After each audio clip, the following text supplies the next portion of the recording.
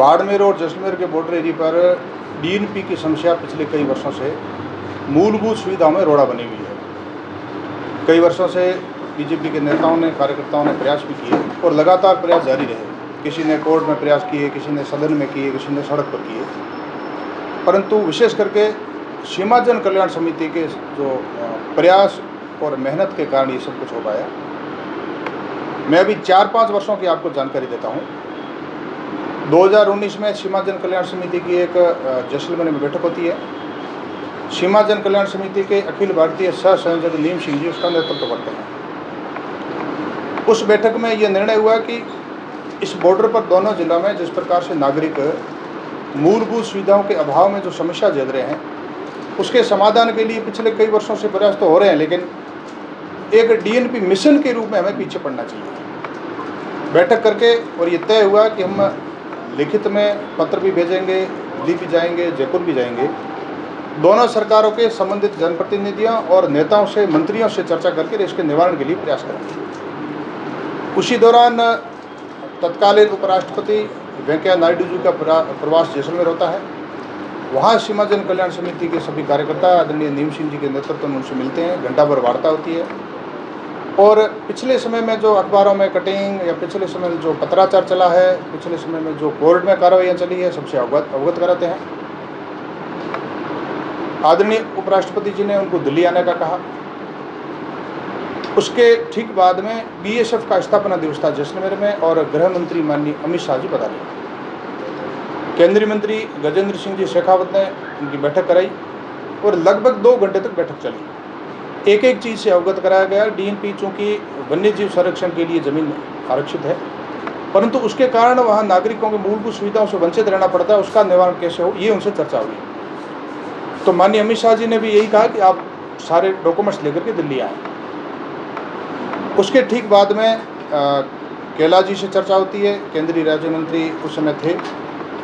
फिर कैलाश जी ने और केंद्रीय मंत्री गजेंद्र सिंह जी ने सीमा जन कल्याण समिति वाले के कार्यकर्ताओं को कहा कि आप दोनों जिलों का डेलीगेशन लेकर दिल्ली आ जाइए। दोनों जिलों का डेलीगेशन सीमा जन कल्याण समिति का और साथ में बीजेपी के कार्यकर्ता, जिसमें जैसलमेर के विधायक आदरणीय छोटू सिंह जी, पूर्व विधायक सांग सिंह जी, सीमा जन कल्याण समिति के और भी कार्यकर्ता जिसमें वीरेंद्र सिंह जी भी थे, खेताराम जी लीलट भी थे, शरद जी व्यास, भूर सिंह जी, हरी सिंह जी मीठड़ऊ, यहाँ से मोतीराम जी हेगड़े, ये छुप सिंह जी भी थे साथ में।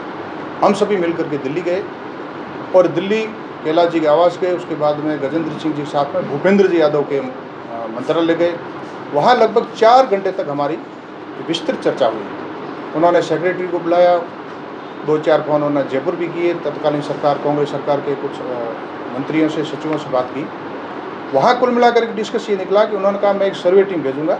भूपेंद्र जी यादव ने कहा वो सर्वे टीम एक बार ये सर्वे करेगी कि हमें वर्तमान में वन्य जीव संरक्षण अधिनियम के तहत ये जो ज़मीन आरक्षित है तो उन जीवों को भी खतरा नहीं हो, डीएनपी जिस उद्देश्य से यहाँ डीएनपी एरिया हो उसमें भी कोई दिक्कत नहीं आए और हम कैसे यहाँ की जनता को रिलीफ दे सकें।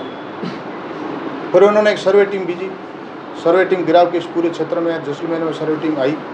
हम लोग भी गए, यहाँ के बॉर्डर के लोग गए।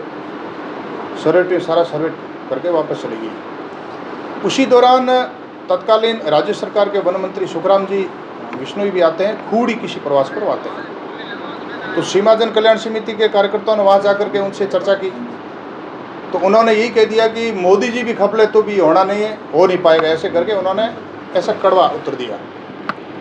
सीमा जन के कार्यकर्ताओं ने नारे भी लगाए, घेराव भी किया और बाद में कैलाश जी, गजेंद्र सिंह जी से बात हुई तो वापस सीमा जन के कार्यकर्ता दिल्ली भी गए।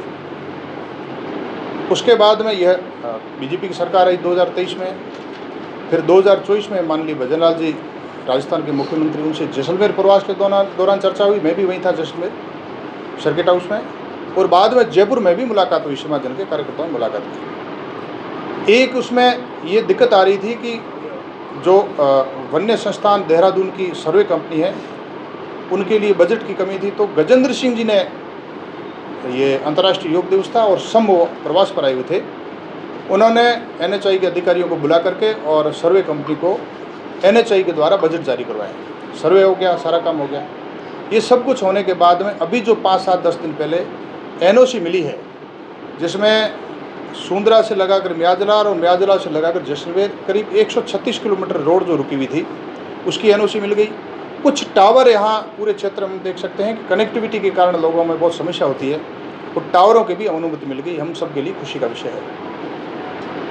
पर्यटन इस खूड़ी क्षेत्र में जो पर्यटन वहाँ बहुत बड़ी तादाद में वहाँ बड़ी संभावना है, तो ये रोड टूटी फूटी होने के कारण पर्यटन बाधित हो रहा था। उसके साथ ही रोहिणी के दौरे में भी पर्यटन का केंद्र और राज्य सरकार के प्रयास चल रहे हैं।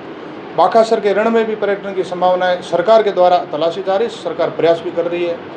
फिर केराडू के लिए प्रयास हो रहा है। मैं भी पिछले कई सालों से प्रयास कर रहा हूँ कि पर्यटन के दृष्टिकोण से इस बॉर्डर पर रोहिणी के धोरे, बाकासर का रण और केराडू का ऐतिहासिक मंदिर, ये सारी ये कनेक्टिविटी हो जाए ताकि पर्यटन के कारण कई युवाओं को रोजगार मिले। यह 136 किलोमीटर जो सड़क बाधित थी भारतमाला, इसकी एनओसी मिल गई, साथ ही टावरों की भी एनओसी मिल गई, टावर लग जाएंगे। और जब कैलाश जी केंद्रीय राज्य मंत्री थे केंद्र सरकार में, तब उन्होंने भी मेरे से कई लॉन्गिट्यूड लैटिट्यूड ऐसे मंगवाए थे। इस बॉर्डर पर कई गाँव के कार्यकर्ताओं से मैंने भी फ़ोन करके वो लोकेशन मंगवाए। उसमें कुछ टावर बने हैं, लेकिन वो डीएनपी के कारण कई टावर लग नहीं पाए। अभी एनओसी मिलने के कारण कई टावर भी बन जाएंगे, और हम सबके लिए खुशी का विषय है कि ये पर्यटन के रास्ते भी खुल जाएंगे, आवागमन भी सुलभ हो जाएगा। डीएनपी के कारण जो बाधा बनी हुई थी, ये एनओसी मिली है।